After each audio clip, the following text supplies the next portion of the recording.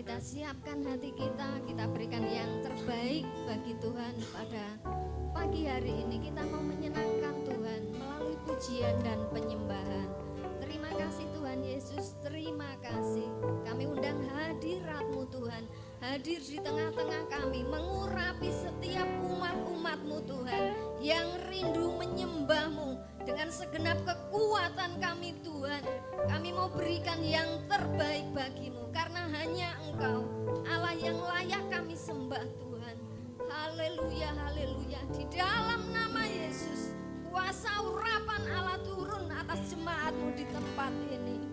Haleluya, haleluya.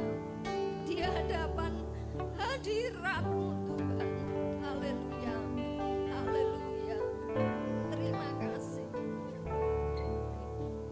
Di hadapan hadirat-Mu ya Bapa, ku datang dengan penuh kerinduan.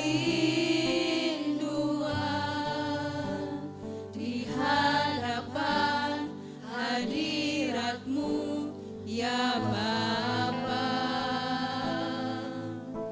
segala keangkuhanku hilang. Di hadapan hadirat-Mu, Di hadapan hadirat-Mu ya Bapa, ku datang dengan penuh kerinduan.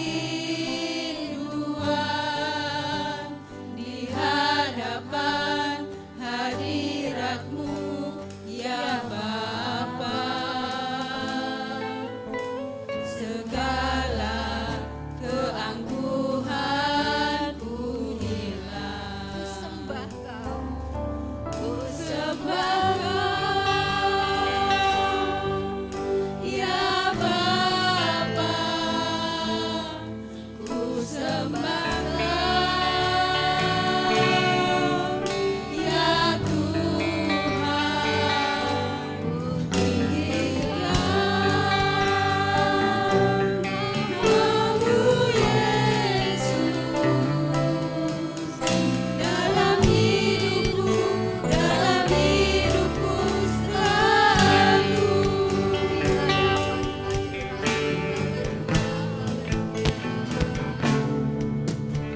Di hadapan hadirat-Mu ya Bapa,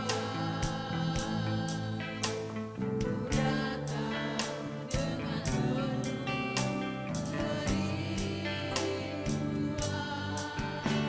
Di hadapan hadirat-Mu ya Bapa, segala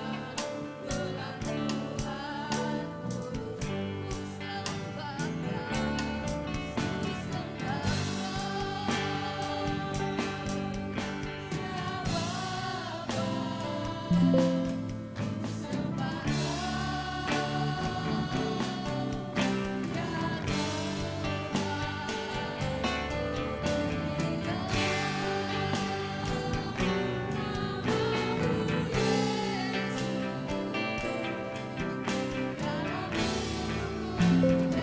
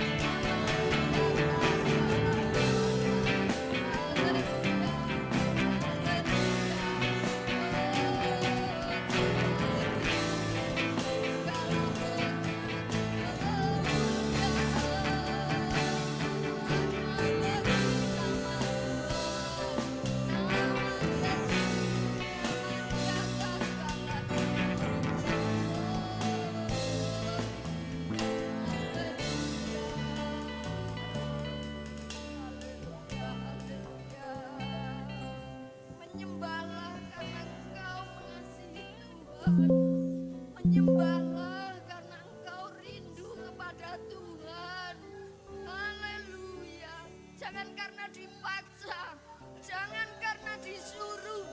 Biarlah itu keluar dari hatimu yang paling dalam.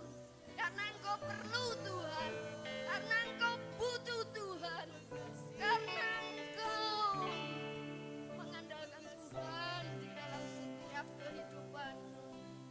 Terpujilah namamu Tuhan, terpujilah namamu Tuhan. Inilah pujian penyembahan yang kami naikkan Tuhan.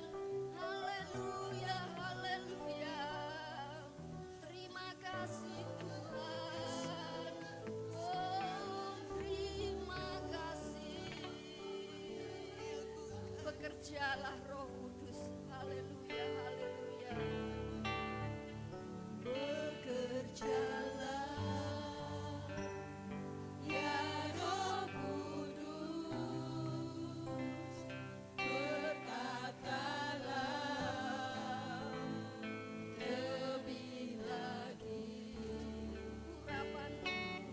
Urapanmu, Lawatanmu lawatan di tempat ini. yang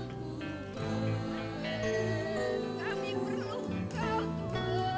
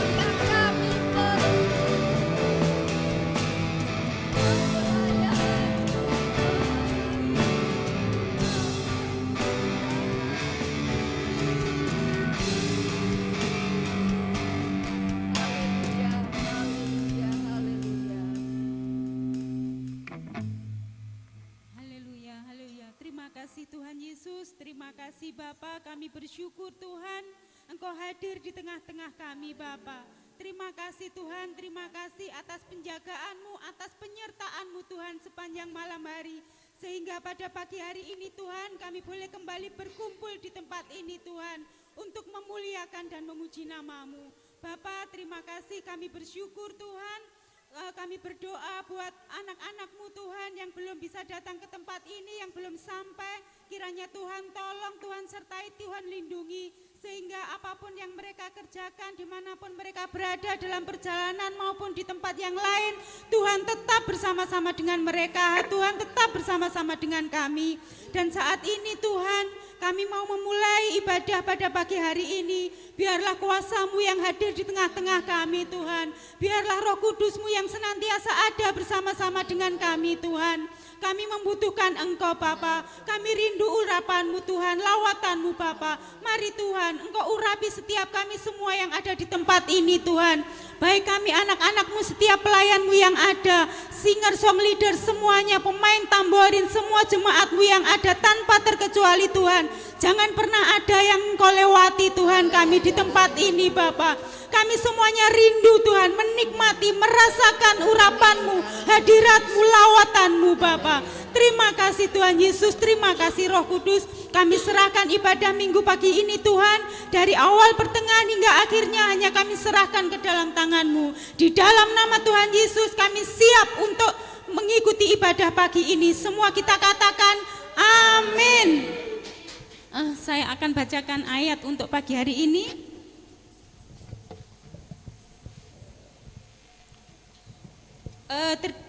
Ayatnya ada di dalam Yesaya 53 ayat yang ke-6 sampai dengan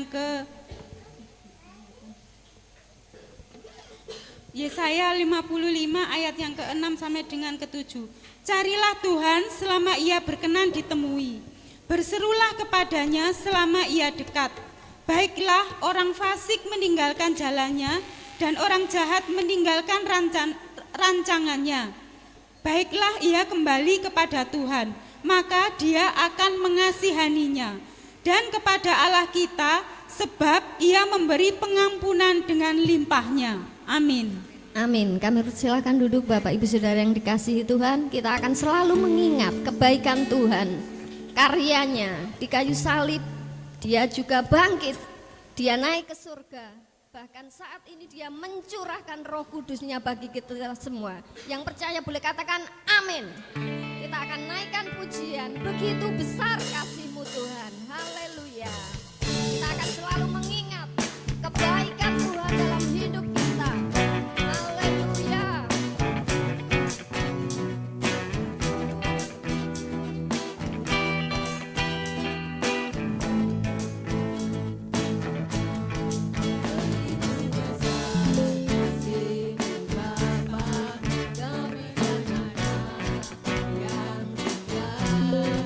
Di saat aku percaya kasih menjadi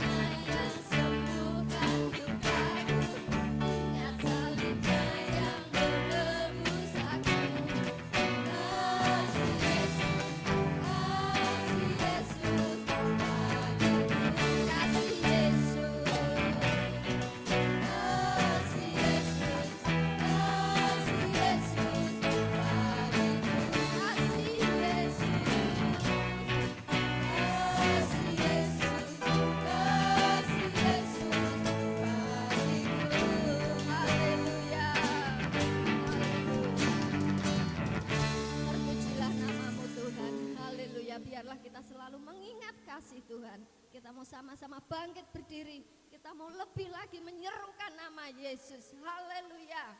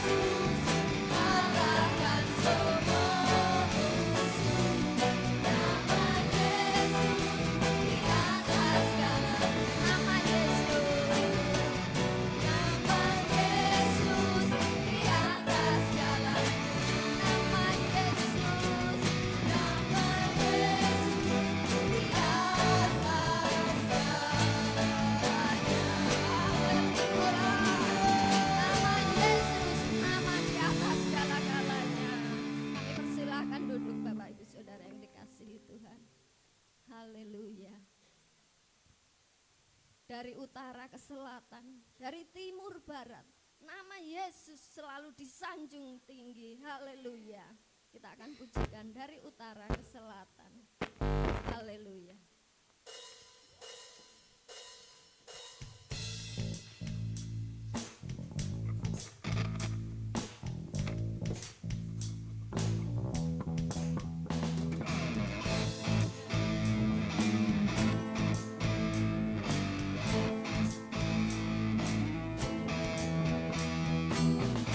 Dari utara ke selatan, terdengar pujian bagi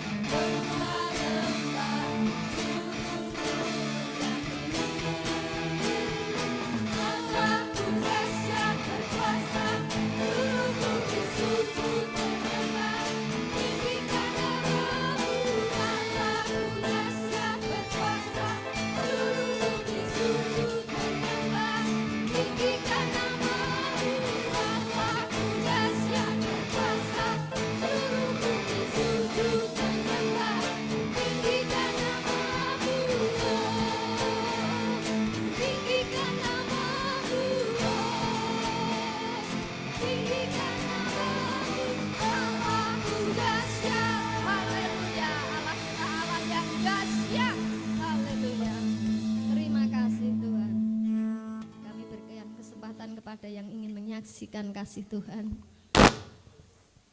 Haleluya. Haleluya. Kalau belum ada, kita siapkan hati kita untuk mendengarkan kebenaran firman Tuhan. Firman-Mu Tuhan yang menguatkan kami. Roh Kudus, hadirlah di tempat ini Tuhan, mengurapi setiap kami. Haleluya, haleluya. Terima kasih. Terima kasih. Roh Kudus hadir di sini. Hadirlah di tempat ini Tuhan. Mengalir di bait suci. Kami adalah bait-bait-Mu. Karena ajaib-Mu terjadi, kuasa mujizat-Nya. Karena Roh Allah sedang bekerja. Roh Kudus hadir di sini. Amin. Haleluya. Mengalir di bait suci. Perkara ajaib-Mu terjadi, kuasa mujizat nyata. Karena Roh Allah sedang bekerja. Tiada yang mustahil, tiada yang mustahil, dan tiada yang sukar. Karena Roh Allah turut bekerja. Tiada yang mustahil bagi orang percaya. Karena Roh Allah turut bekerja di antara kita. Mari Bapak Ibu Saudara yang baik berdiri, menaikkan pujian lebih lagi bahwa Roh Kudus hadir di tempat ini. Haleluya. Haleluya. Roh Kudus hadir di sini. Amin. Haleluya. Mengalir di bait suci. Perkara ajaib terjadi, kuasa mujizat nyata. Karena Roh Allah sedang bekerja. Tiada yang mustahil, dan tiada yang sukar. Karena Roh Allah turut bekerja. Tiada yang mustahil bagi orang percaya.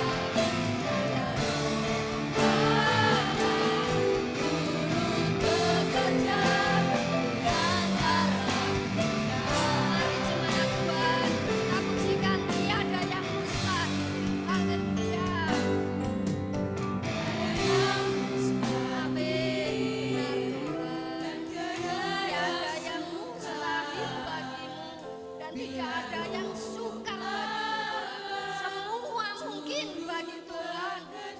Amin. Haleluya. Amin. Amin. Bagi orang percaya. Haleluya. Terima kasih. Turut bekerja. Oh, tiada yang mustahil. Dalam nama Yesus, kami menembus segala batas kemustahilan dalam hidup kami, Tuhan. Oh, haleluya, haleluya. Terima kasih. Tiada yang mustahil bagi orang percaya. Oh, haleluya.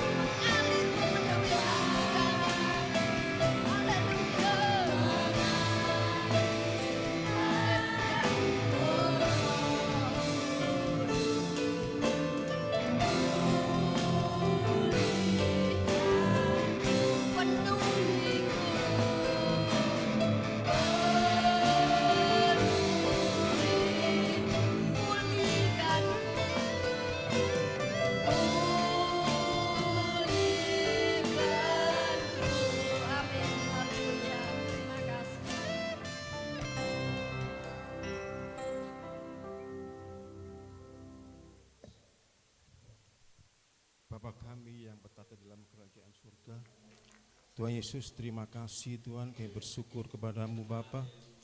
Ampuni kami Tuhan, layakkan kami, sehingga kami bisa berkenan di hadapan-Mu untuk mempermuliakan nama-Mu Yesus. Tuhan Yesus, Engkau Allah yang hidup, Engkau Allah yang layak disembah, Engkau Allah yang layak ditinggikan Tuhan. Engkau Allah yang layak diagungkan Yesus, terpujilah nama-Mu Bapa. Kami bersyukur dan berterima kasih kepadamu Yesus. Engkau telah pimpin kami dari awal sampai saat ini karena kemurahan-Mu Yesus. Engkau menyertai kami di setiap kami. Hanya dengan dalam nama Yesus kami percaya Yesus, Roh Kudus-Mu hadir di tengah kami ini Tuhan. Bentar lagi Tuhan kami akan mendengarkan sabda firman-Mu Yesus. Engkau jamah hamba-Mu yang telah menyampaikan firman-Mu. Biarlah Roh Kudus yang bekerja dalam setiap kehidupannya Yesus. Dan apa ucapan yang dia katakan bersumber dari Engkau Tuhan. Terima kasih Yesus, kami bersyukur kepadamu. Kau pimpin, Kau sucikan kami semua Yesus. Urapi kami sehingga kami bisa menanamkan benih-benih firman-Mu dalam hati kami. Sehingga kami tetap berjalan bersama-sama dengan Engkau di setiap kehidupan kami Yesus. Terima kasih Tuhan, saya serahkan ibadah ini hanya dalam nama-Mu, Tuhan Yesus Kristus. Kami sudah berdoa dan mengucap syukur. Haleluya, amin.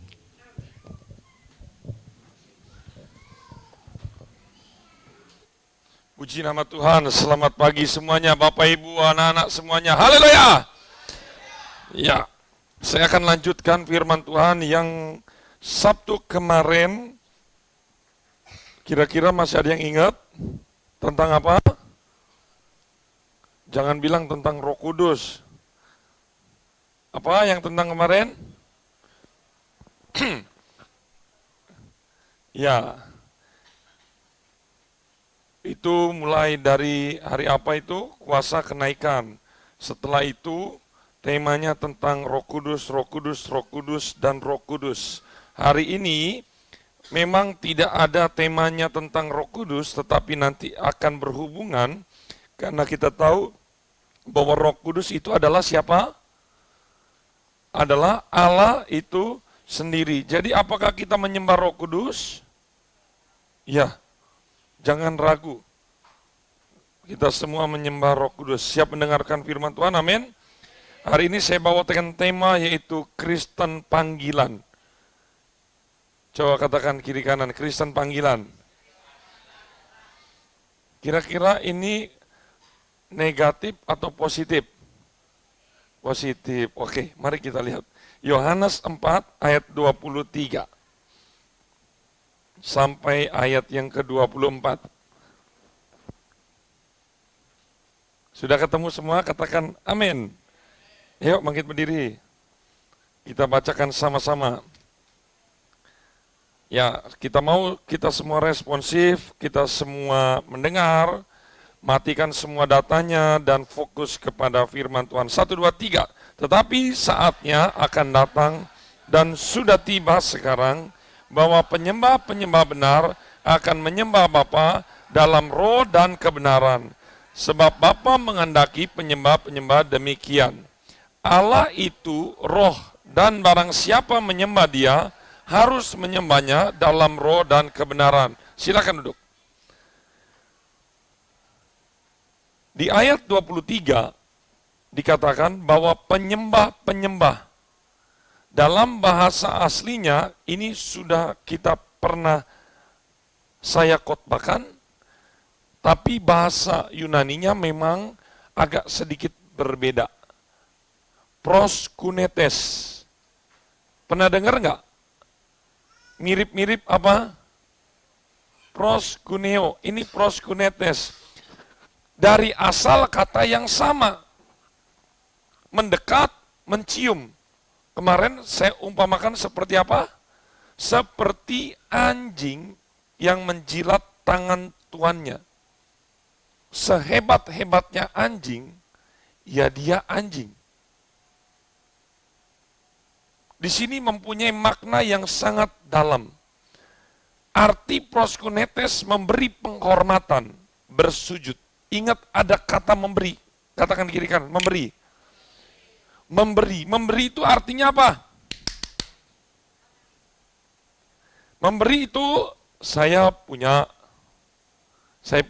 pegang sesuatu, saya kasih kepada orang lain. Betul ya? Memberi. Kalau meminta tangan kosong, kita dikasih atau diberi. Ingat ya, ini kata kunci yang sangat penting, memberi.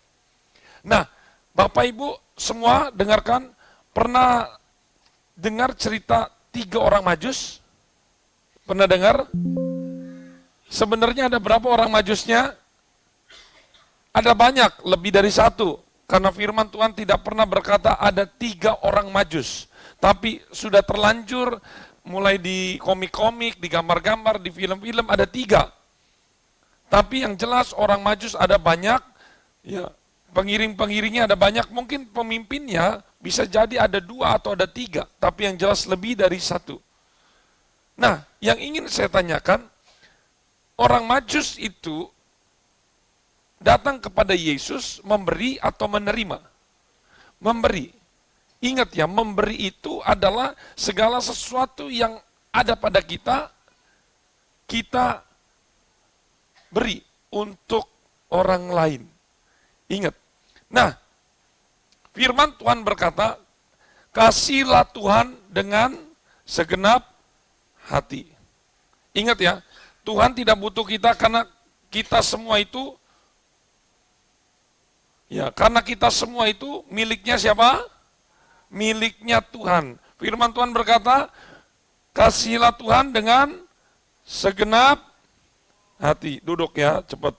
Dengan segenap jiwa. Ulangi lagi, dengan segenap kemudian yang kedua dengan segenap akal budi dan dengan segenap kekuatan. Ingat ya, diri kita semua itu kepunyaan daripada Tuhan. Nah, kita apa yang punya Tuhan, kita kembalikan. Memang tidak mengembalikan seolah-olah kita menjadi habis. Tidak, ini sebagai penghormatan kepada Tuhan.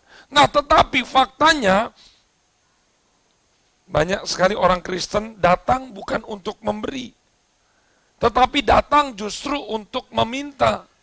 Datang untuk memaksa Tuhan, datang untuk menuntut janji Tuhan. Bahkan lebih parahnya lagi, datang untuk merampok. Pernah saya juga khotbahkan ini, kita seringkali mengklaim janji Tuhan, diklaim apa segala macam. Oke, memang Tuhan betul sudah menjanji. Tuhan tidak akan pernah ingkar akan janjinya. Justru harus ditanyakan seberapa sering kita mengingkari janji Tuhan. Bahkan seringkali janjinya kita yang sering kita beri, kalau kita lagi kepepet, seringkali kita berdoa terlalu lebay. Itu seringkali kita memberikan janji palsu. Betul atau enggak? Tuhan, waktu lagi sakit, kalau sembuh, Tuhan saya mau sungguh-sungguh kepada Tuhan.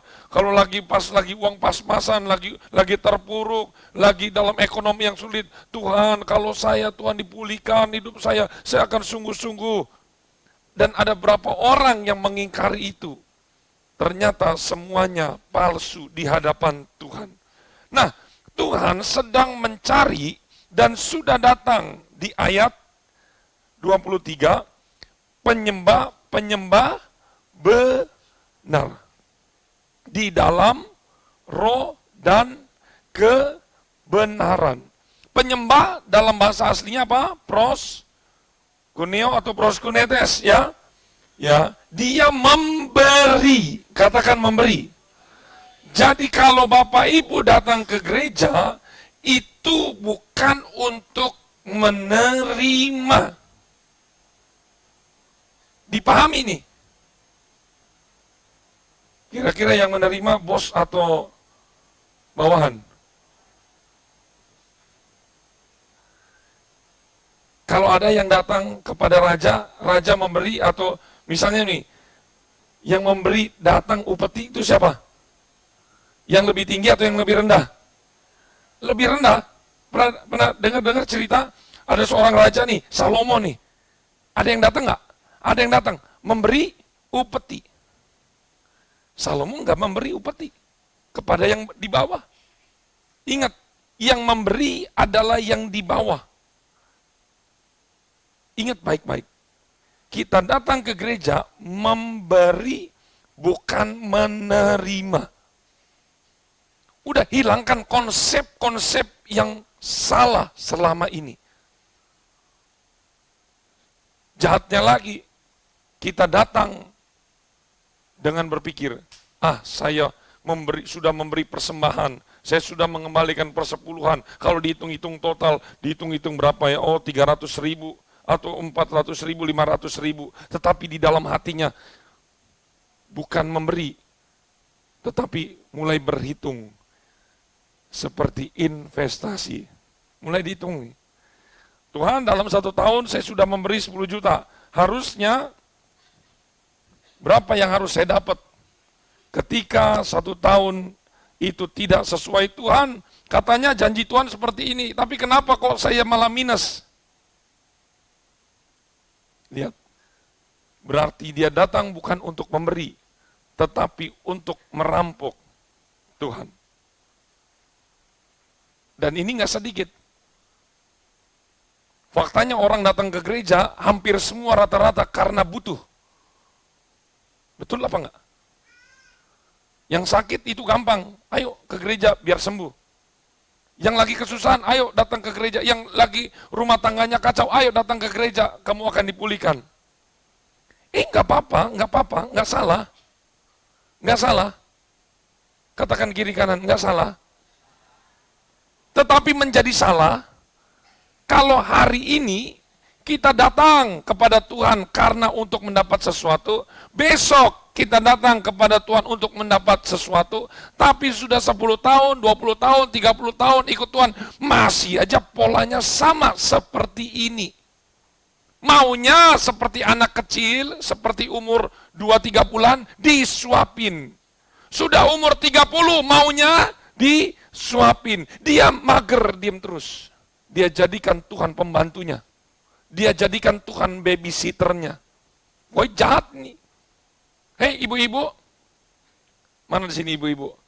Wajar nggak kalau anak dari 2 bulan, 3 bulan, 1 tahun dimandiin, dikasih makan, wajar, betul? Betul, wajar? Mau? Sukacita ibu-ibu? Melayaninya bapak-bapak sukacita? Nyebokin anak sukacita? Kalau bu, udah 30 tahun, ma cebok gitu, gimana? Hah? Kenapa? Memang lu pikir gua babu, betul kan? Mak, suapin mak makan. Lah memang kamu kena stroke. Lihat di sini. Ini Kristen yang tidak mau bertumbuh. Betul, di awal Tuhan dengan sukacita sungguh-sungguh. Ya, mari-mari. Tapi Tuhan lihat, loh kamu nggak ada buahnya. Firman Tuhan berkata di dalam Alkitab, ketika Yesus berjumpa dengan pohon ara yang sudah dewasa, tetapi hanya mengeluarkan daun, Yesus katakan, apa? Diberkatilah, bukan, apa? Terkutuklah. Ingat, pada mulanya betul, kita datang oke lah, dengan segala motivasi kita, Tuhan terima.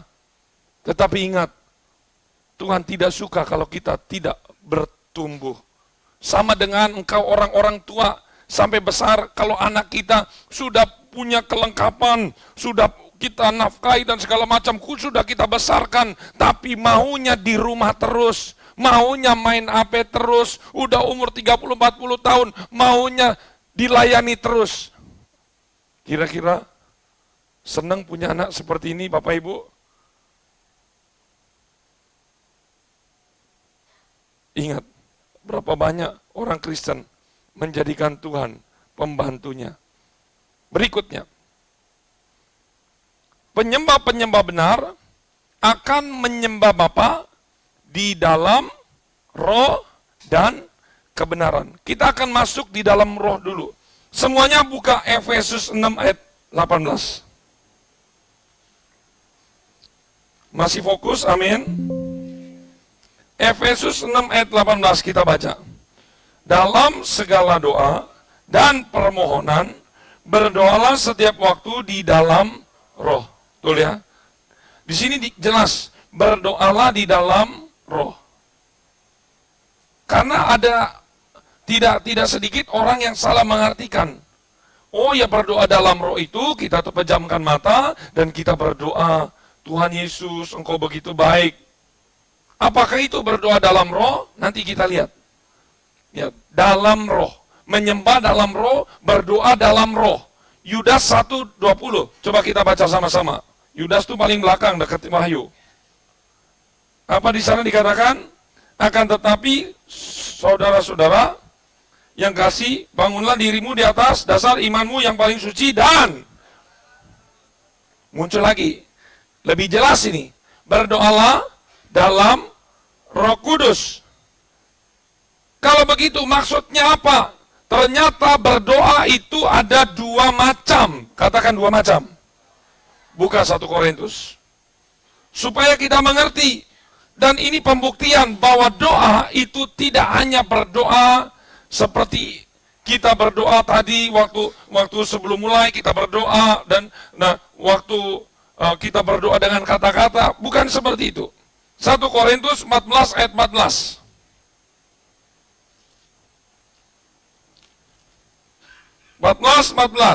Sudah ketemu? Kita baca. Sebab jika aku berdoa dengan bahasa roh. 1. Ternyata ada namanya berdoa dengan bahasa roh. Ada rohnya juga ya. Maka rohkulah yang berdoa. Tetapi ayat 15 ini lebih dijelaskan lagi. Jadi apakah yang harus kubuat? Aku akan berdoa dengan rohku. Tetapi aku akan berdoa dengan... Stop sampai sini. Ada berapa macam doa menurut Paulus? 2. Berdoa di dalam roh. Yang kedua berdoa di dalam akal budi. Akal budi itu berarti doanya menggunakan akal. Bagaimana tahu cara membedakan akal budi, doa dan roh? Akal budi aja dulu yang gampang. Akal budi bagaimana contohnya? Doa Bapa kami akal budi atau roh? akal budi. Doa sebelum tidur, doa sebelum makan, akal budi. Bapa kami dalam surga, akal budi itu apa? Doa yang diingat. Doa yang diingat, yang diajari. Seperti saya mengajari Bapak Ibu akal budi, Bapak Ibu langsung katakan akal budi. Nah, berarti saya sedang mengajari, akal kita sedang bekerja. Tetapi doa di dalam roh ini, akal budinya menurut Paulus itu tidak bekerja. Wih, ngeri nih. Sesuatu yang dahsyat loh di sini. Sebab jika aku berdoa dengan bahasa roh, maka rohkulah yang berdoa. Tetapi akal budi tidak turut berdoa. Jadi berdoa dengan roh tidak menggunakan akal budi. Makanya kalau bahasa roh itu diingat, diajari, itu tidak dalam jenis bahasa roh menurut saya. Kalau saya ingat nih, biasanya bahasa roh ini begini. Laba, itu berarti bukan doa bahasa roh. Karena masih menggunakan akal budi. Sampai sini agak-agak sulit kita akan mengerti. Tetapi biar Roh Kudus yang akan langsung mempraktekannya di dalam 10 hari ini. Bagi Bapak Ibu pemuda-pemudi yang sudah dipenuhi Roh Kudus, ini menyenangkan. Kita tiba-tiba, oh ya saya tahu, karena sudah mengalaminya. Tetapi orang-orang yang belum penuh dengan Roh Kudus, ini akan sulit. Tetapi saya akan sederhanakan. Jadi begini, doa dengan dengan bahasa roh atau doa dengan roh itu begini. Dimulai segala sesuatu doa pasti dengan akal budi. Ketika saya berkata begini, ayo Bapak Ibu kita menyembah, katakan haleluya, itu akal budi bukan? Akal budi, katakan puji Tuhan, haleluya, puji Tuhan, coba ulangi, haleluya. Puji Tuhan. Ya, ayo, ulang. Ya, soalnya ada beberapa yang ngantuk, udah semua jadi pura-pura aja ya, biar sekalian. Haleluya lagi, haleluya. Itu namanya doa akal budi. Memang akal budi itu jadi capek, betul ya? Lagi kita berdoa, haleluya, haleluya, haleluya. Tiba-tiba, ingat ya, ini bukan pekerjaan manusia. Ini pun terjadi oleh saya, kepada saya, itu waktu di sekolah Alkitab. Gimana ya, saya nggak bisa mengajari Bapak Ibu. Tetapi intinya, kalau di hati kita itu rindu akan Tuhan, kita berdoa sama seperti Hana. Itu berdoa, Tuhan Yesus tolong, haleluya, puji Tuhan. Kita berdoa, berdoa. Sampai dalam titik tertentu, plek. Saya ini bukan mengajari doktrin, tetapi pengalaman. Karena setiap orang punya hal yang berbeda-beda. Ada yang ketika dia berdoa, haleluya, haleluya, tiba-tiba mulutnya kaku, membisu. Kayak orang, apa namanya? Orang kenapa? Stroke. Betul. Ayo, siapa yang ngalamin? Ngalamin ya? Ada yang ngalamin? Ada yang begitu dulu. Waktu saya penuh Roh Kudus, tiba-tiba ada satu kata yang keluar. Contoh, yang keluar, dalam pikiran saya tuh mau ngomong haleluya. Tapi yang keluar, pikiran saya tuh justru stres apa saya ya? Ya, akal budi kan dia logik, betul ya? Betul lah enggak? Kalau ngomongnya haleluya keluarnya bebek, gimana? Nyambung apa enggak? Pikiran saya itu bingung. Saya ini ngomong apa? Artinya apa? Berarti yang saya ucapkan tidak melalui akal budi. Perhatikan ini baik-baik. Segala sesuatu doa munculnya dari akal budi dulu. Makanya kalau berdoa, Bapak, Ibu, anak-anak semua, jangan diem. Karena Roh Kudus itu dimulai dengan suara. Tidak ada orang penuh Roh Kudus tidur pertama kali. Penuh Roh Kudus itu harus mulai dengan berkata-kata yang kedengaran. Makanya sayang kalau kita berdoa, kita diem.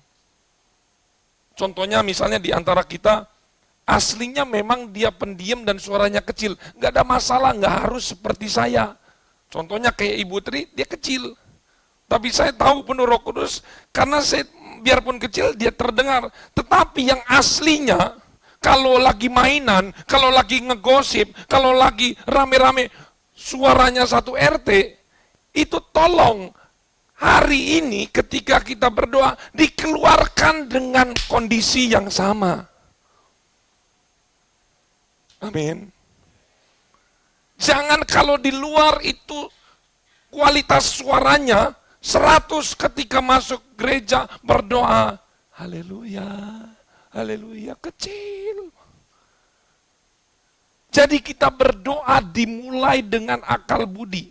Memang betul, haleluya, puji Tuhan, haleluya, puji Tuhan. Terus kita berdoa.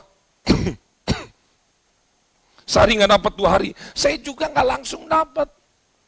Perlu perjuangan, makanya Tuhan berkata, carilah, ketoklah, mintalah. Minta tuh bukan kayak orang minta preman, minta nggak? Kalau nggak, tak pukulin kamu. Minta itu sampai nggak tahu diri. Sama seperti Yakub. Dia waktu bergulat dengan Allah, dia pegangin, saya nggak mau lepas, nggak mau lepas. Apapun saya nggak mau lepas sebelum kamu memberkati saya. Amin. Jadi ketika kita berdoa, benar-benar meminta yang sudahlah nggak tahu. Namanya kalau meminta nggak tahu malu bagaimana? Sudah nggak ada gengsi lagi. Ketika kita berdoa, kita anggap diri kita nggak berharga. Ketok, bagaimana? Ketok nggak usah malu-malu, bukan tok-tok-tok. Dia diam lagi. Pokol yang kuat. Bahkan saya berkata, kalaupun nggak pakai tangan, pakai kaki, harus dibukakan. Oh, tapi itu nggak sopan. Memang menurut manusia tidak sopan. Tetapi menurut Yesus, itulah yang harus dilakukan. Mengejar sampai dapat. Kalau tidak dapat, nggak usah berhenti berdoa. Ini dikatakan berdoa di dalam roh. Jadi berdoa di dalam roh adalah berdoa yang tidak memakai logika kita. Saya memahami apa yang dikatakan Paulus.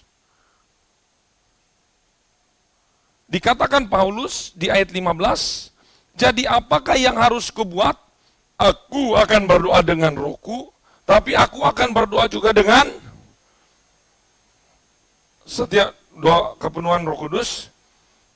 Saya kan berjalan, doa kalau berjalan buka mata, tutup mata. Buka kan, saya bukan Superman, saya harus buka mata. Kalau saya tutup mata, nabrak. Begini, nanti saya mau tumpang tangan, malah tumpangnya yang lain. Gitu loh. Betul ya? Berarti kalau menggunakan mata, mata nyambung ke otak. Berarti menggunakan akal budi. Saya juga kalau waktu lagi berdoa menyanyi menggunakan akal budi. Tetapi lagi saya berdoa dengan akal budi saya berdoa, sekaligus roh saya berdoa. Ingat, ketika roh saya berdoa, saya tidak mengerti. Karena di logika saya nggak mau mengucapkan itu, tetapi itu yang terucap. Ini namanya, saya sering sebut logika ilahi. Logika kita, otak kita di sini. Akal budi kita di sini. Tetapi ini bukan akal budi. Akal budi. Akal yang dipunya budi manusia, tapi ini akalnya akal sorga. Katakan amin.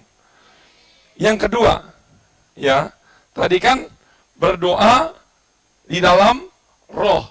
Roh, berdoa ada berapa macam tadi? 2, berdoa dengan akal budi dan berdoa di dalam roh. Kemudian, nah ini dia finalnya. Berdoa di dalam kebenaran. Coba buka lagi di Yohanes tadi, Yohanes 4.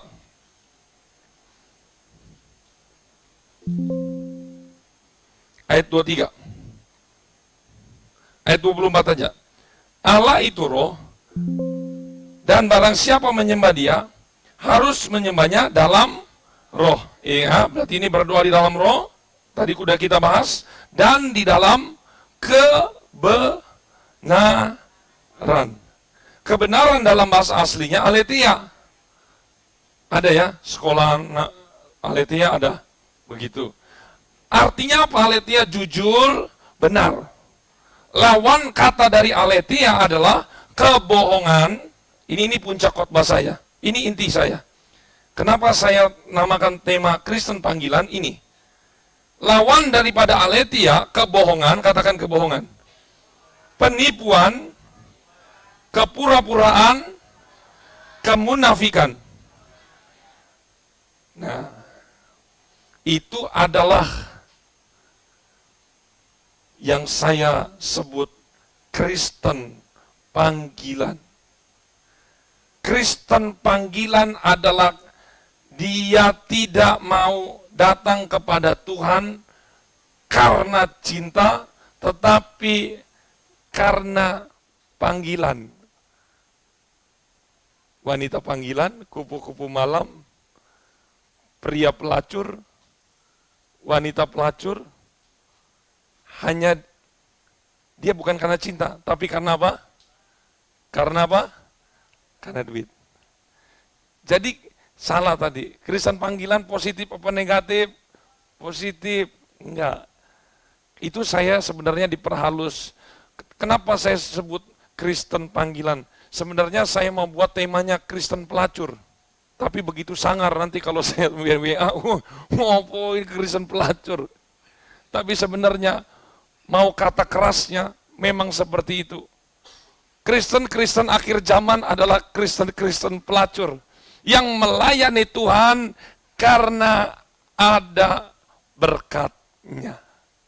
Di mana ayatnya?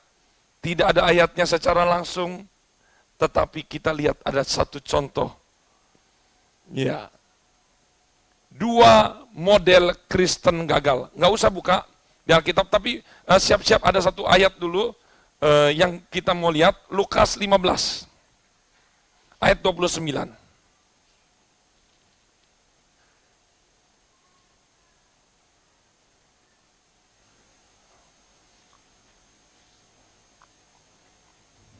Oh, bentar ya, anak sulung coba cari.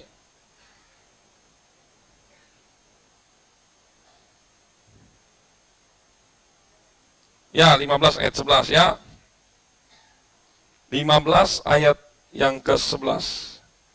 Ya, itu aja dulu. Jadi ceritanya begini. Tahu ya, ada seorang bapak mempunyai 2 anak. 1 anak sulung, 1 anak bungsu. Anak bungsu ini biasanya digambarkan seperti Kristen di akhir zaman. Dia datang ke gereja, sukanya minta-minta. Sukanya menuntut, berdoanya mengklaim janji. Tuhan, mana warisannya, mana ini? Wah, ini sebenarnya ingat tadi ya, nggak ada masalah. Tetapi menjadi masalah, ini dia sudah gede, tapi modelnya udah gede, modelnya seperti bayi, begini terus. Tapi hebatnya Tuhan kasih. Tuhan kita adalah Tuhan yang baik, Tuhan kasih. Dia pergi jauh, dan kemudian setelah pergi jauh, dia baru sadar uangnya karena sudah habis, dia balik lagi.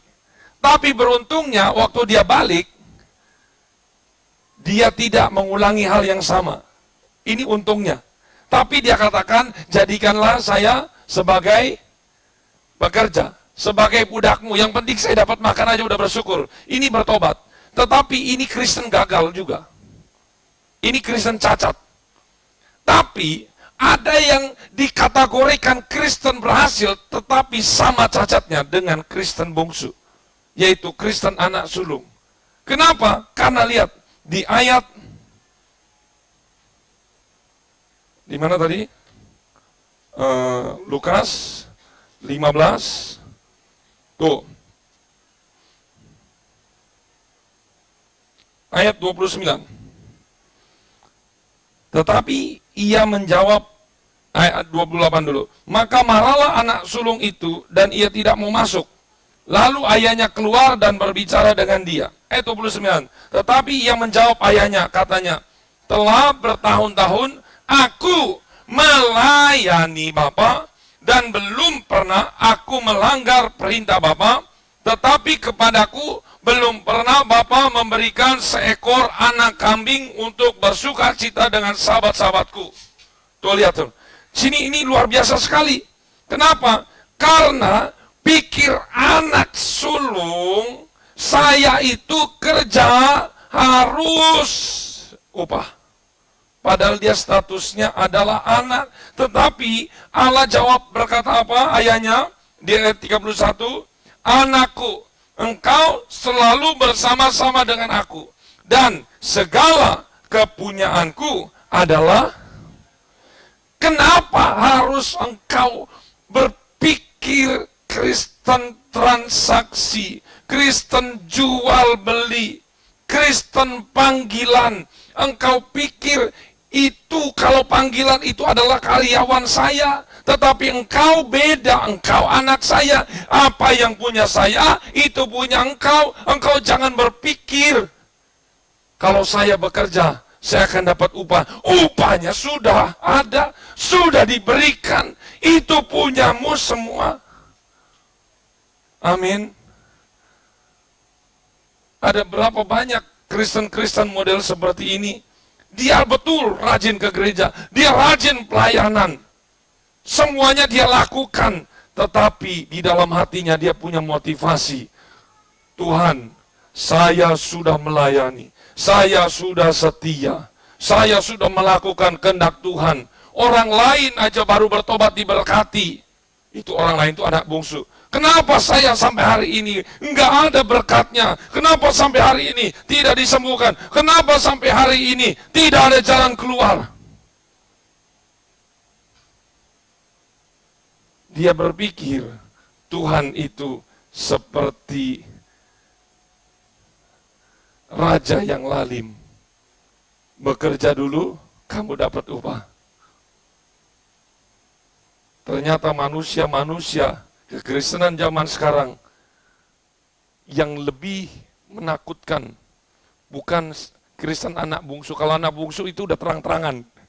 Udah terang-terangan, jahatnya itu udah terang-terangan. Tapi ada Kristen, panggilan adalah Kristen yang tersembunyi. Datang sih datang ke gereja, rajin sih rajin. Tapi dalam hatinya, ini dalam hatinya nih, mungkin dia udah bertahun-tahun, dia udah kerja. Kok saya udah kerja, kok nggak dapat upah-upahnya? Udahlah, nanti mungkin tahun depan. Tahun depan, kok nggak dapat lagi upah-upahnya? Giliran dia lagi jengkel, dia lagi perlu. Anak bungsu datang, udah ngabisin harta bapaknya, malah diadain pesta. Saya mau katakan kekurangan Kristen anak sulung ini. Harusnya dia ngomong. Ingat, ketika kita perlu, kita katakan, Tuhan, saya perlu. Tetapi ini semua Engkau yang atur. Tuhan, tolong. Ingat, kita melayani Tuhan, jangan sampai punya motivasi, indikasi, ada udang di balik rempeyek. Ketika kita menyembah Tuhan, kita rajin kepada Tuhan, ya sudah, biarkanlah itu murni kita memberikan penyembahan. Jangan kita memberi 1.000 supaya kita mendapat 10.000. Ingat di Yohanes tadi, saatnya akan datang, penyembah-penyembah benar akan menyembah Tuhan di dalam roh dan kebenaran. Kebenaran itu apa artinya tadi? Tidak munafik. Dia jujur. Enggak ada maksud terselubung. Kalau menyembah Tuhan, ya udah menyembah aja. Jangan menyembah, mana uangnya. Sama seperti, misalnya kita punya anak, ayo pijitin dulu. Saya, bapaknya diinjak-injak, dipijitin, udah begitu. Punya motivasi. Kasih uang ya.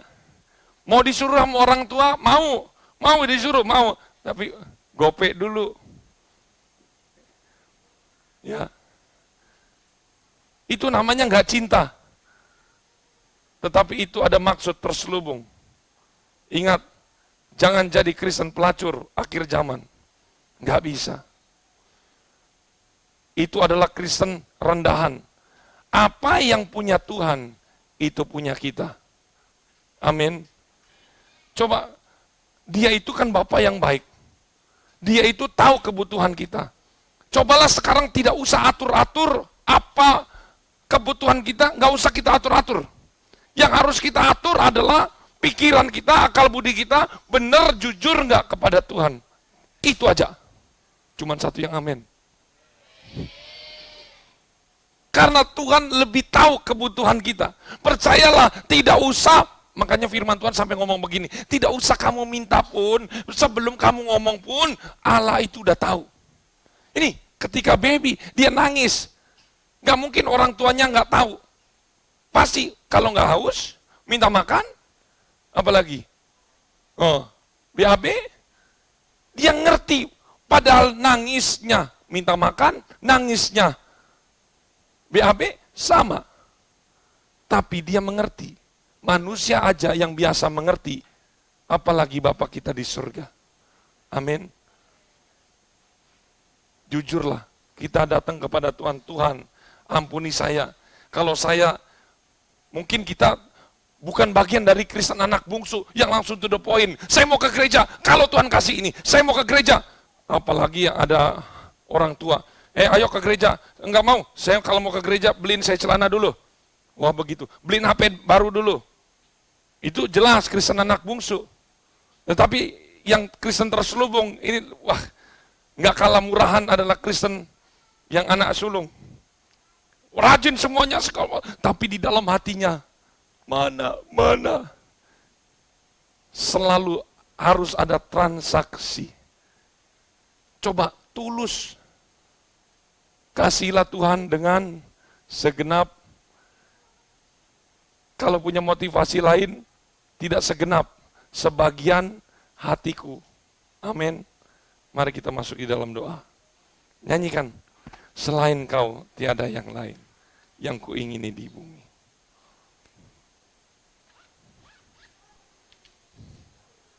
Di A, saya serahkan Ibu Gembala.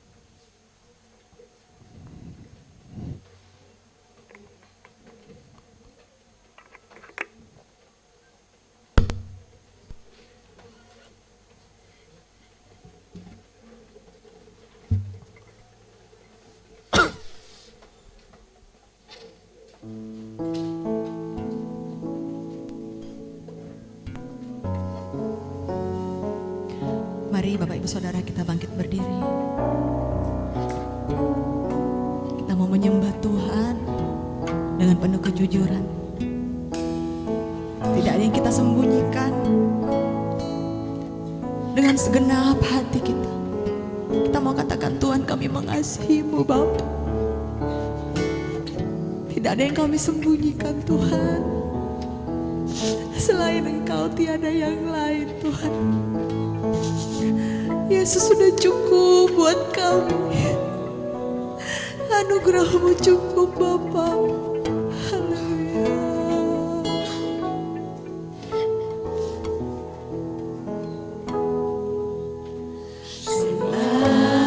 Selain Kau tiada yang lain. Ada padaku di surga.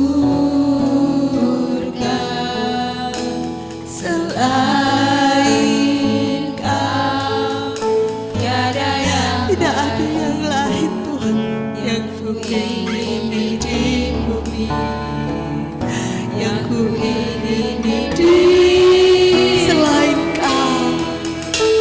Selain Kau tiada yang selidiki setiap hati kita.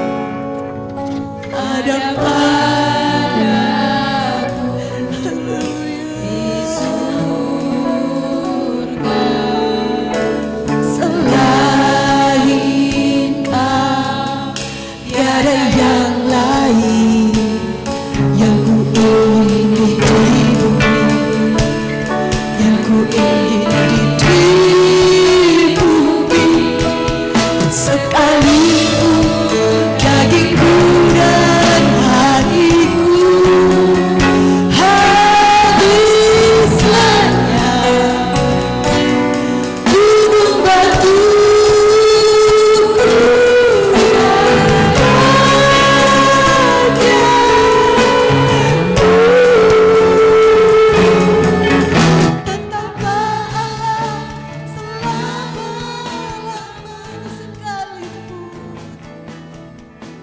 talimu, dagingku dan hatiku. Habislah, katakan gunung batuku, gunung batu.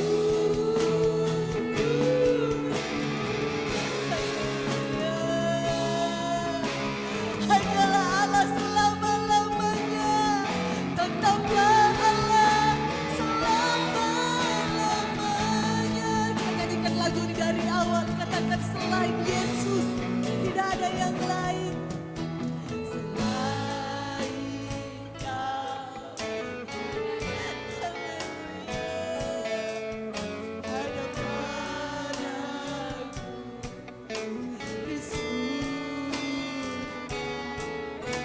Selain Kau tidak ada yang lain yang ku ingin, yang ku ingin.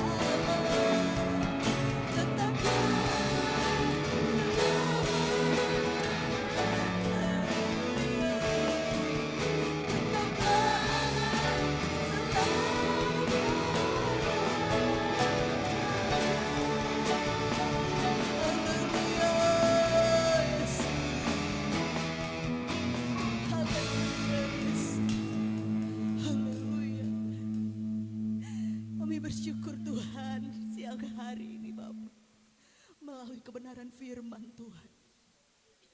Kami diingatkan Bapa, ampuni kami Tuhan Yesus. Kalau seringkali kami tidak menyadari Tuhan apa yang kami perbuat.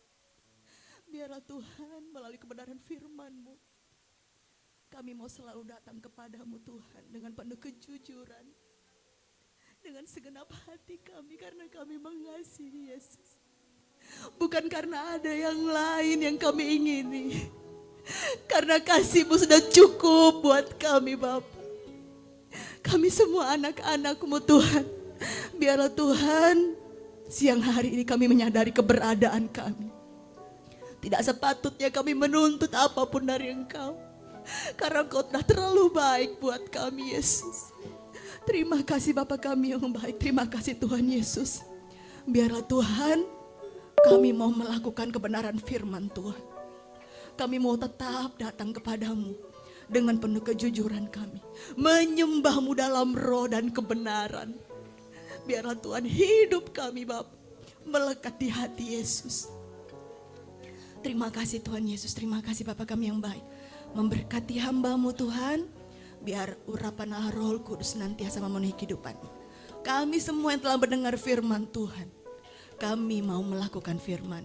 Terima kasih Bapa, sebentar kami akan memberikan korban persembahan. Kami beri dengan hati yang penuh sukacita, kami mau menyenangkan hati-Mu. Di dalam nama Tuhan kami Yesus Kristus, haleluya, amin.